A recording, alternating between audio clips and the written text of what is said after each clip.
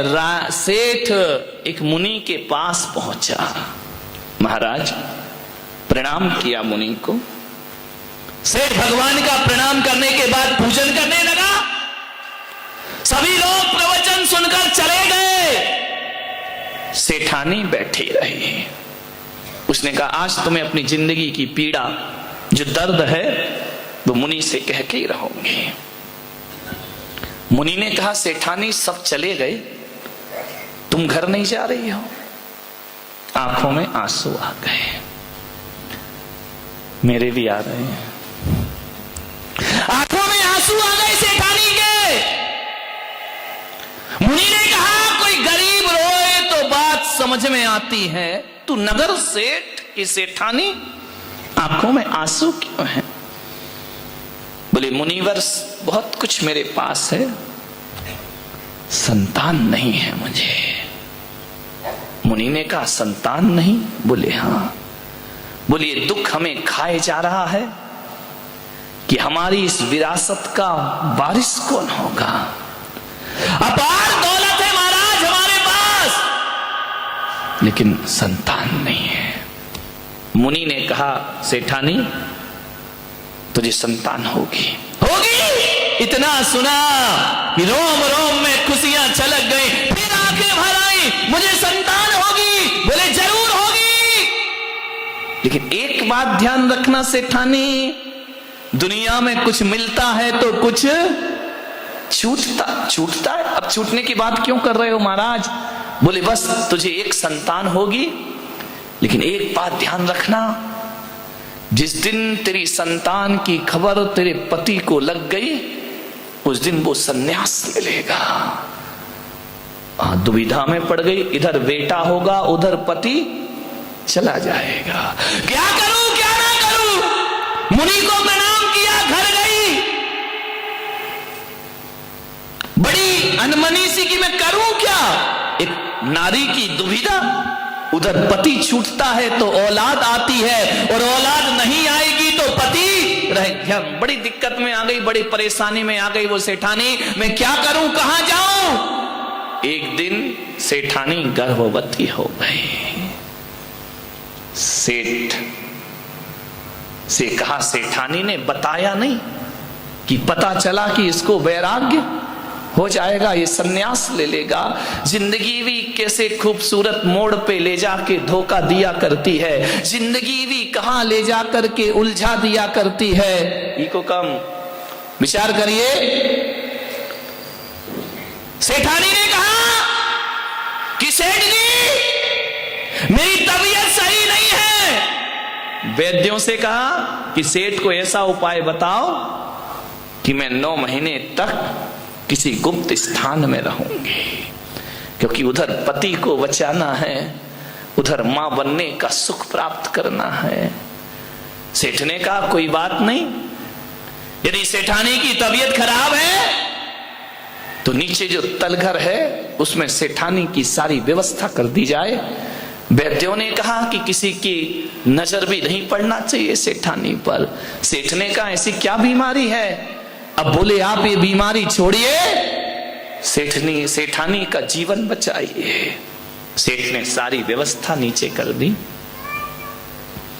विधि ना तेरे लेख किसी से कहे न जाते हैं। सेठ ने कहा कोई बात नहीं, साल भर की बात है, आराम से गुजर जाएगा। सेठानी के नीचे तलघर में 2-4 सेविकाएं लगा दी। सेठानी का हमेशा ध्यान रखना। सेविकाएं सेवा करती, पैसा बहुत था, अपार दौलत थी, सेठानी तलघर में रहती। एक दिन सेठ कहीं घूमने जा रहे थे, सुबह सुबह का समय, प्रातः काल का समय। क्या देखते हैं कि उसके घर की दासी सरोवर में कुछ रक्त रंजित कपड़े धो रही है। सेठ ने देखा कि ये दासी क्या धो रही है इस सरोवर में। पूछा जाकर, क्या धो रही हो यहां पर, तुम कर क्या रही हो? घबरा गई दासी। सेठ ने कहा तेरी आंखों में घबराहट दिख रही है, बता तू क्या किया तूने, क्या हुआ है? उसने घबराहट में कह दिया, सेठ जी आपके घर में पुत्र का जन्म हुआ है।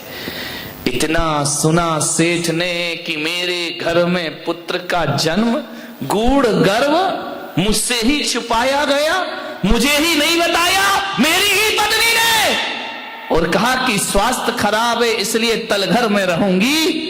मुझसे मेरी औलाद छिपाई गई, मुझसे मेरे सत्य को छिपाया गया।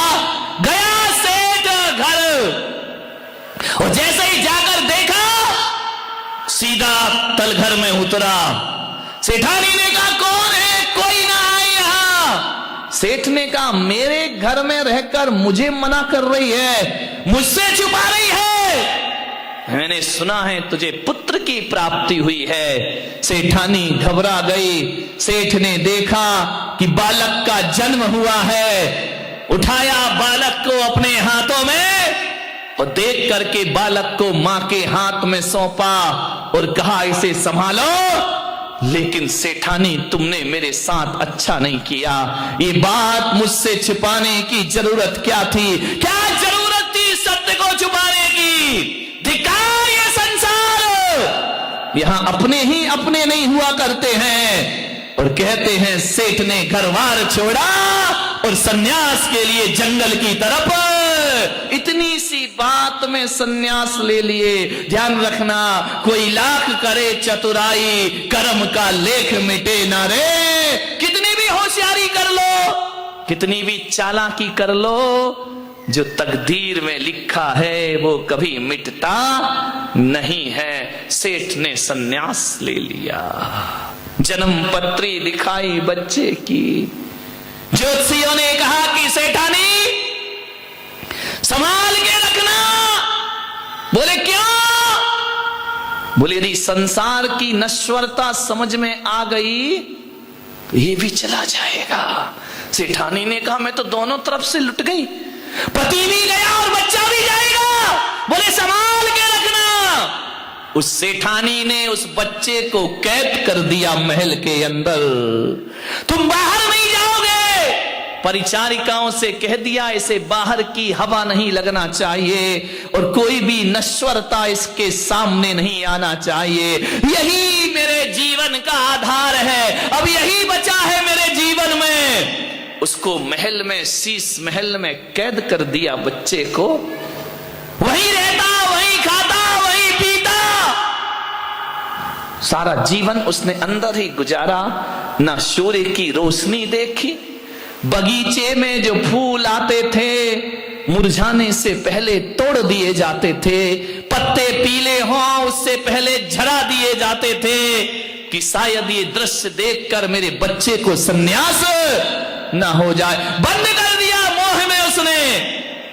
ना कोई मिलता, ना आता, ना जाता। एक बार नगर में एक कंबल बेचने वाला आया,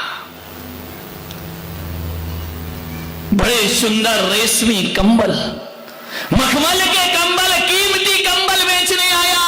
राजा के घर गया, महाराज ये कंबल खरीदो। महाराज ने कहा कि मैं कंबल क्यों खरीदूं, मेरा पैसा थोड़ी है, ये जनता का पैसा है और इसमें इतने कीमती रत्न जड़ित कंबल मैं नहीं खरीद सकता हूं। बड़ा न्यायप्रिय राजा था।